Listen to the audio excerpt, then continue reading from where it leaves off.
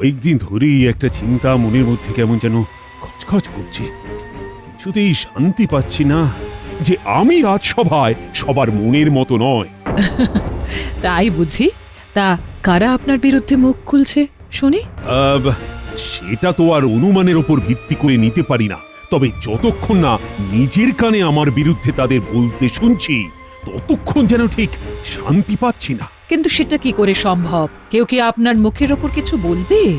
আরে সেটাই তো সমস্যা রানী, সেই জন্যই তো আমি এত অস্থির হচ্ছি। দাঁড়ান দাঁড়ান, সমস্যা যদি থাকে সমাধানও থাকবে, তাই আপনি অস্থির হবেন না মহারাজ। কিছু না কিছু একটা উপায় ঠিক বের হবে। এই সকালবেলা অত ব্যস্ত না হয়ে একটু মাথা ঠান্ডা করে বিশ্রাম নিন বরং। গোপাল, ও গোপাল, গোপাল। ও বাবা, তা সাত সকালে তোমার কি চাই? তলব হয়েছে, রানীমা ডেকে পাঠিয়েছেন। বোঝো ঠেলা, কাঁচা ঘুম ভেঙে গেলে এরকমই হয়।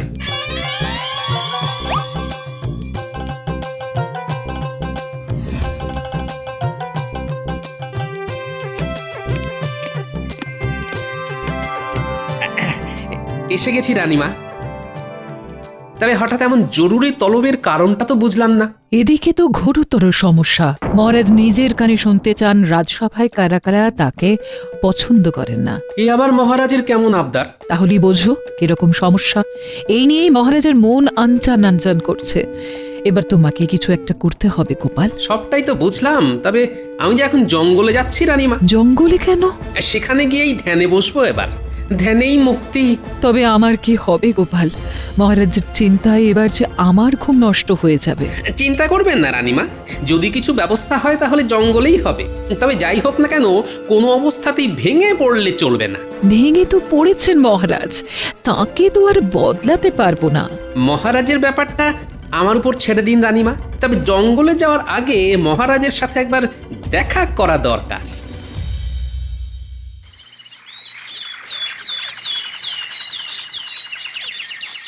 মহারাজ আজও যেন কেমন মন মরা হয়ে আছেন, মনে হচ্ছে কোনো মানসিক অশান্তিতে ভুগছেন।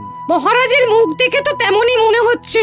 তবে আপনার উদ্বেগের কারণ জানতে পারলে আমি সব একেবারে ঠান্ডা করে দিতে পারি। হ্যাঁ, না না, তেমন কিছু নয়, তবে শরীরটা বড় একটা ভালো যাচ্ছে না। শরীর নিয়ে ভাববেন না মহারাজ, আমার এক ওষুধে আপনার গা ম্যাচ ম্যাচ সব ঠিক হয়ে যাবে। শরীরে নয়, আমার তো মনে হচ্ছে মহারাজের রোগ মনে। আর এই সময় গোপালও নেই। গোপাল তো শুনলাম জঙ্গলে গিয়ে ধ্যানে বসেছে। এই সব গোপালের ভাঁওতাবাজি, খালি ফাঁকিবাজি ধান্দা। তবে মহারাজ অসুস্থ বোধ করলে কয়েকদিন বরং বিশ্রাম নিন ভালো করে। হ্যাঁ হ্যাঁ, আমি না হয় এই কদিন সামলে নেব ওই দিকটা। আমিও তো তাই ভাবছি, তবে দুবেলা না হলেও প্রতিদিন অন্তত একবেলা রাজসভায় আসার আমি চেষ্টা করব। চাপ নেবেন না, কাজ তো থাকবেই, তবে শরীরটাও তো দেখতে হবে। আপনি যত কম রাজসভায় আসেন ততই ভালো মহারাজ।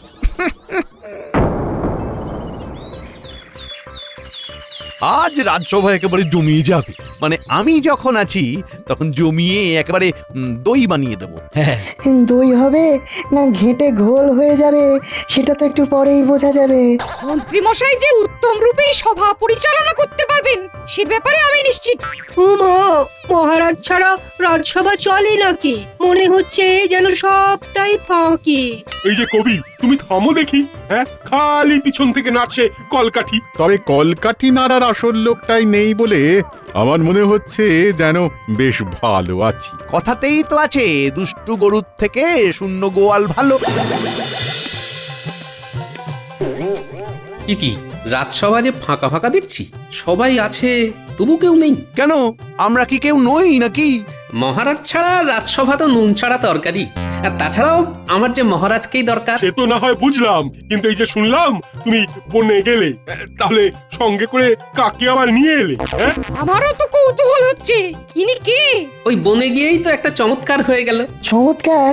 কি রকম চমৎকার গোপাল?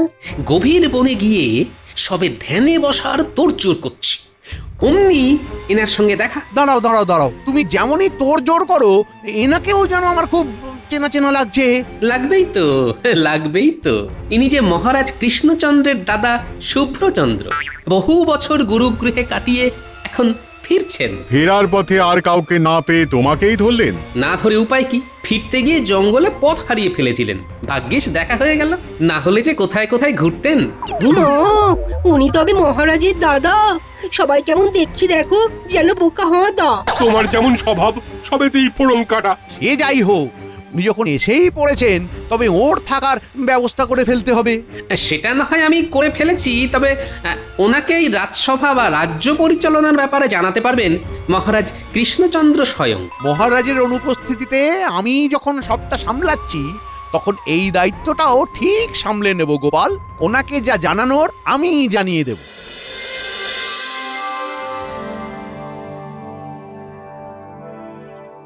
কই গগিনি, কই? আরে গেলে কোথায়? ওহ, দাও দাও দাও দাও দাও, সেদ্ধ ভাজা মাখা কষা যা আছে তাই দাও দেখি, আজ সব একেবারে চেটে পুটে সাবড়ে দেব। কেন গো আজ আবার এমন কি হলো? না না, মনে হচ্ছে বেশ যেন ফুর্তিতে আছো। তা আছি বই কি, আজ তো আমার ফুর্তিতেই থাকার দিন।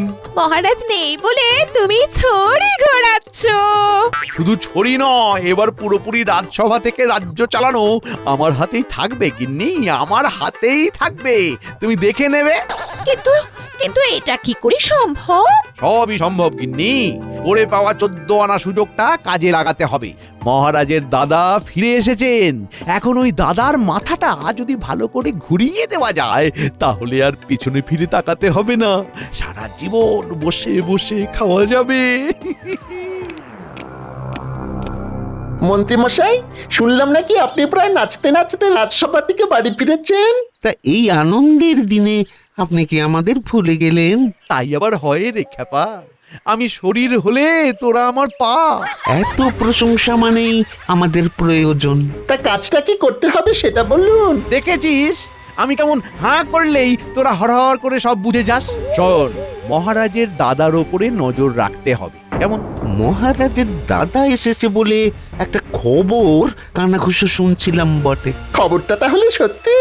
সত্যি মিথ্যে পরে ভাববি, এখন তোদের যেটা করতে হবে সেটা হলো দেখবি গোপাল যেন কোনোভাবেই মহারাজের দাদার কাছে না ঘেঁষে।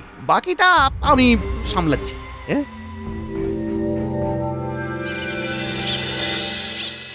না না, পারবো না, তোদেরকে আমি সামলাতে পারবো না। হ্যাঁ, আমরা কি তোমাকে সামলানোর কথা বলেছি?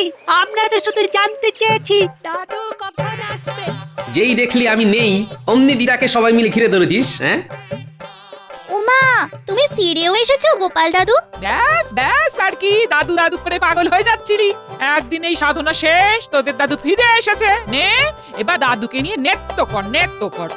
আমরা তো চিন্তায় পড়ে গেছিলাম। দাদু, তুমি যদি কোথাও হারিয়ে যেতে, যদি কোনো বিপদ আপদ হতো তোমার, তখন?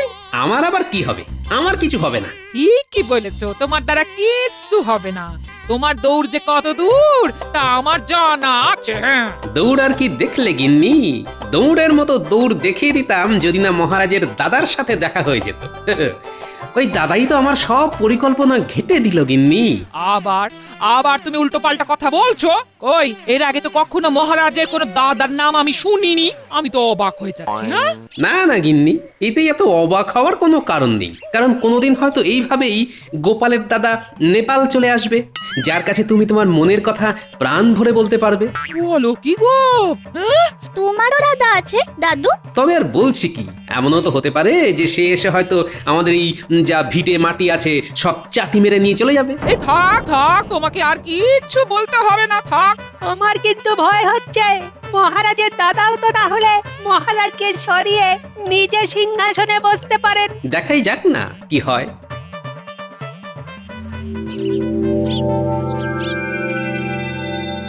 আপনি কিচ্ছু ভাববেন না, আমি একেবারে সঙ্গে করে নিয়ে আপনাকে সব দেখিয়ে দেব। হাজার হোক মহারাজের দাদা বলে কথা, আপনার তো আর অসম্মান হতে দিতে পারি না। এসব কথা থাক মন্ত্রী, তুমি আমায় বলো দেখি কৃষ্ণচন্দ্র কেমন রাজত্ব চালাচ্ছে? আর খুব একটা ভালো কিছু তো আমার ভাইয়ের পক্ষে করা সম্ভব নয়। আপনি একেবারে আমার মনের কথাটা একেবারে টেনে বের করে এনেছেন। আহা, টানাটানি আর আমি কোথায় করলাম? কৃষ্ণচন্দ্র তো সবকিছু টেনে নিয়ে নিল। কিন্তু টেনেই বা কি হলো? রাজা হিসেবে মহারাজ কৃষ্ণচন্দ্র তো একেবারেই অদক্ষ। বলো কি, তাই নাকি? তবে আর কি বলছি, আমি ছিলাম বলে মহারাজ এই যাত্রায় উতরে গেলেন কোন ক্রমে। না না না না, এইভাবে কি আর রাজ্য পার চলে? কি করে চলবে আপনিই বলুন?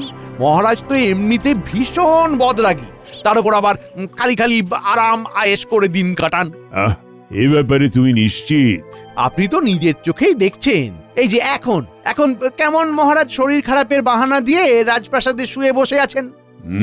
কৃষ্ণচন্দ্র বরাবরই ক্ষমতা লোভী, তবে তার সাথে যে এই সব গুণগুলো আমদানি করেছে সেটা তো বুঝতে পারিনি। এর থেকে আপনি যদি রাজা হতেন তবে আর আমাদের চিন্তা থাকতো না। রাজা তো আমারই হওয়ার কথা ছিল। কৃষ্ণচন্দ্র তো আমাকে ফাঁদে ফেলে গুরুর বাড়িতে থাকার ব্যবস্থা করে নিজে সরে পড়েছিল, আর এখানে এসে রাজা হয়ে বসেছিল। আমি বলি কি, আপনি চাইলে এখনো রাজা হতে পারেন, সে ব্যবস্থাও করা যাবে। এখন বরং আপনি খানিক বিশ্রাম নিয়ে নিন, বাকি কথা পরে হবে, কেমন?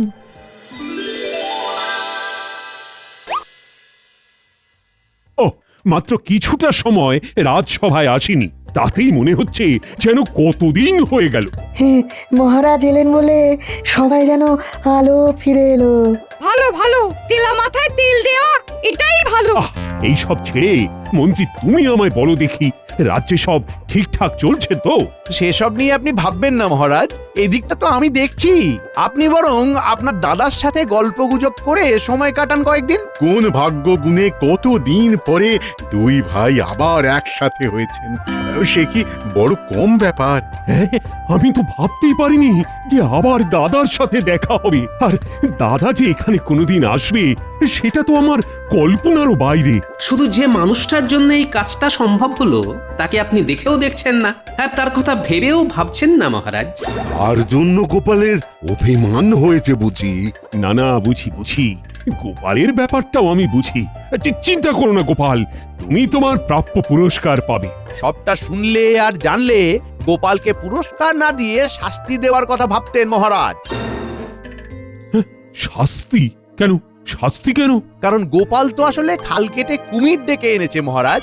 আপনার দাদা তো এখন রাজা হওয়ার কথা ভাবছেন, দেখি এবার আপনি কি করে সামলান।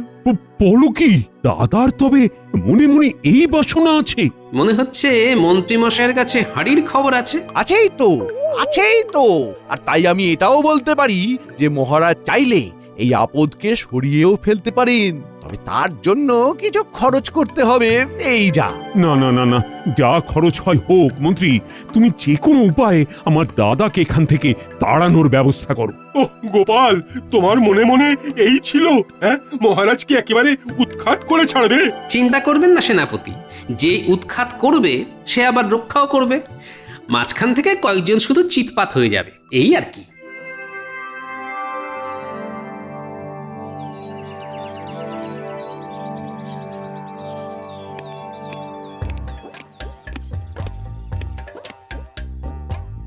অল্প করে বিশ্রাম নেওয়ার পরে এখন নিশ্চয়ই বেশ হালকা হালকা লাগছে। হ্যাঁ হ্যাঁ, তা একটু লাগছে বই কি।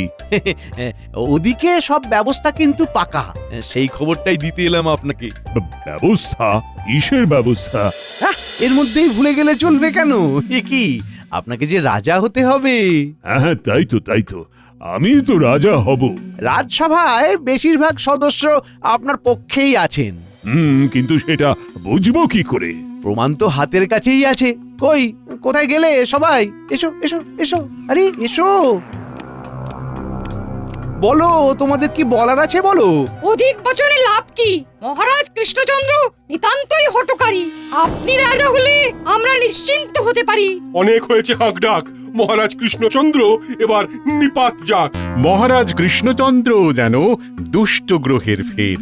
আপনি রাজা হলে আমরা নিশ্চিন্তে গুছিয়ে নেব আমাদের আখের। এই না মানে সব দিক থেকে ভালোই হয় তাহলে মহারাজ। সবই তো বুঝলাম, কিন্তু আমাকে নিয়ে এলো যে সেই গোপাল কোথায় গেল? আর তাকে তো কোথাও দেখছি না। এই কার কথা বললেন এবার? সে তো সাক্ষাৎ সর্বনাশ। গোপালের থেকে সাবধান না থাকলে পদে পদে বিপদে পড়তে হবে, এটা আগে থেকেই বলে দিলাম। গোপাল তো একেবারে ধুরন্ধর লোক। ও গাছেরও খায়, আবার তলারও কুড়োয়। এই যে মন্ত্রীমশাই, রাজকবিকে তো পাকড়াও করাই মুশকিল। অনেক কসরত করে ধরে আনলাম। সে কি কবি? মহারাজের বিরুদ্ধে সাক্ষী দেওয়ার জন্য তোমায় টানা হ্যাচড়া করতে হচ্ছে? ছি ছি ছি ছি ছি, তুমি আচ্ছা খেল খেলছো দেখছি। মহারাজের বিরুদ্ধে সাক্ষী যদি যদি টের পায় কাকপক্ষী। সাক্ষী দিলে ভালো, না হলে যা হবে তা সামলাতে পারবে তো? মন্ত্রী মশাই দেখাচ্ছেন ভয়, খালি ভাবি কি হয় কি হয়। কি আবার হবে, কি আবার হবে? নতুন রাজা হলে তোমাকে ঘাট ধাক্কা দিয়ে সভা থেকে বের করে দেবে। মাগো, আমি বাড়ি যাব। গোপালকে একটা দায়িত্ব দিয়ে ভাবলাম নিশ্চিন্তে থাকবো, কিন্তু তার পারছি কই। গোপালের তো দেখাই নেই।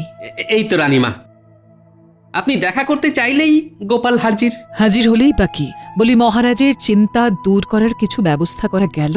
চিন্তা দূর হওয়ার বদলে মহারাজের চিন্তা যে দিন দিন বেড়ে যাচ্ছে দেখছি। তাই বুঝি? গিয়ে দেখো, মহারাজের দু চোখে ঘুম নেই, খালি আনচান আনচান করছেন। ওহ, মাফ করবেন রানীমা, তবে সহজ করে যদি বলতেই হয় তবে বলি, মহারাজ একটা আঘাত পেয়েছেন। সেটা কাটিয়ে উঠতে একটু তো সময় লাগবেই, তবে খুব তাড়াতাড়ি সব মিটে যাবে রানীমা। আঘাত? আঘাত কাটানো? এসব কি বলছো গোপাল? আর একটু অপেক্ষা করুন রানীমা, আমি তো আগেই বলেছিলাম ধৈর্য হারালে হবে না। তবে আপনি নিশ্চিন্ত থাকুন, মহারাজের সমস্যার সমাধান আমি করবই করব।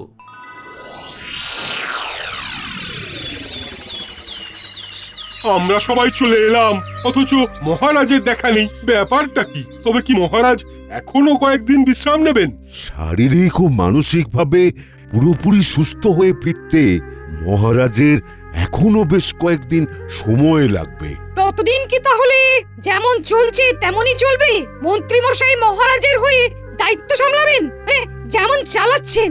আমি তো সব সময়ই তৈরি, তাই বলছিলাম যে মহারাজ এসেই বা কি করবেন? এদিকে তো খেলা ঘুরে গেছে। মহারাজের ভাগ্য আকাশে কালো মেঘে ঢাকা পড়ে গেছে। মেঘ সরিয়ে আলো ফুটতেও কিন্তু বেশি দেরি লাগে না রাজজ্যোতিষী। সেই আশাতেই থাকো তুমি। আশা ভরসা যা করার সেটা তো এবার থেকে আমার উপরই করতে হবে, কারণ আজ থেকে আমি কৃষ্ণনগরের নতুন রাজা। আমাকেই যে তোমাদের মানতে হবে। এটা তো অন্যায়, এভাবে কি রাজা হওয়া যায়? এটা তো চোরজার মুলুক তার হয়ে যাচ্ছে। যা হওয়ার ঠিকই হচ্ছে। এই নীতি যদি আপনাদের দুর্গতির কারণ হয়ে যায়, তার ফল কি ভালো হবে মন্ত্রীমশাই? আপনি আর আপনার দলবল কিন্তু এইভাবে মহারাজের সঙ্গে বিশ্বাসঘাতকতা করতে পারেন না। তুমি থামো গোপাল, এইভাবে তোমার জ্ঞান শুনতে থাকলে আমি কিন্তু অজ্ঞান হয়ে যাবো এবার। এই অন্যায় মেনে নেওয়ার চেয়ে সভা ছেড়ে চলে যাওয়া ভালো। একদম তাই, আমি আর এই সবাই নেই। এবার যে আমিও ছেড়ে কথা বলবো না, এই দাড়ি ধরে মারলাম টান, দেখি। এই যে আমাদের প্রিয় মহারাজ কৃষ্ণচন্দ্র, দেখো কাণ্ড। যারা বিদ্রোহ করছেন তাদের এবারে রাজসভায় থাকা চলবে তো? ব্যাপারটা কেমন হলো? তার মানে মহারাজ আর মহারাজের দাদা একই লোক? সে আর বলতে, মহারাজের দাদার কথা কুসমিন কালেও কেউ শুনেছে কোথাও? খাসা বুদ্ধি গোপাল, কিন্তু এমন বুদ্ধি তোমার মাথায় এলো কি করে? বাড়িতে গিন্নির সাথে ঝগড়া করতে করতে এই একই অঙ্গে দুটো রূপের পরিকল্পনাটা প্রথম মুখে মেরেছিল মাথায়। তারপরে মহারানীর কাছে যখন শুনলাম মহারাজ নিজে কানে শুনতে চান রাজসভায় কে কি বলে তার নামে, তখন টপ করে কাজে লাগিয়ে দিলাম। তার মানে বনে সাধনা করতে যাওয়ার ব্যাপারটা সত্যি নয় গোপাল? যাবো ভেবেছিলাম বটে, তবে যাওয়া তো আর হলো না। মহারাজের সাথে পুরো পরিকল্পনাটা ছকে ফেলে রাজপ্রাসাদেই ঘাপটি মেরে থাকলাম এক রাত। আর তারপর এই কৃষ্ণচন্দ্রই শুভচন্দ্র হয়ে এসে তোমাদের তাক লাগিয়ে দিল, আর যারা যারা মুখোশধারী তাদের মুখোশও খুলে গেল। আমি তো মানে মহারাজ মানে এমনি না, মানে ওই মন্ত্রী মশাইয়ের কথা মতো মানে একদম ওই কর্তার ইচ্ছাই কর্ম, মানে মন্ত্রী মশাই যেমন বলেছেন। মন্ত্রী মশাইয়ের ভয়ে কি বলতে কি বলে ফেললাম মহারাজ। আমাদের কোনো দোষ নেই মহারাজ। ও এখন হাতি কাদায় পড়েছে বলে সবাই মিলে আমাকে পদাঘাত করা হচ্ছে না? যত দোষ সব আমার। আর তোমরা কি? হ্যাঁ, তোমরা কি ধোয়া তুলসী পাতা? থাক, নিজেদের মধ্যে কাদা ছোঁড়াছুড়ি বন্ধ করো। কে আমাকে নিয়ে কি ভাবে সেটা একেবারে দিনের আলোর মতো আমার কাছে স্পষ্ট হয়ে গেছে। যারা যারা বলছিলে মহারাজ কৃষ্ণচন্দ্র নিপাত যাক, তাদের অবস্থা আমি চিচিং ফাঁক করে ছাড়বো। এবারের মতো ছেড়ে দিন মহারাজ, আর কখনো আপনার সম্বন্ধে কোনো কথা বলবো না মহারাজ। মাফ করে দিন মহারাজ। আর এই রকম হবে না মহারাজ। না, আমি যে কতটা বাজে সেটা এবার কাজে করে দেখাবো তোমাদের। তবে এইভাবে সবার মুখোশ খোলার বুদ্ধি যার, সেই গোপালকে কিন্তু আমি পুরস্কারে ভরিয়ে দেব। সত্যি গোপাল, জব্বর একটা উপায় বের করেছিলে বটে। আসলি হোক আর নকলি হোক, মহারাজের জয় হোক।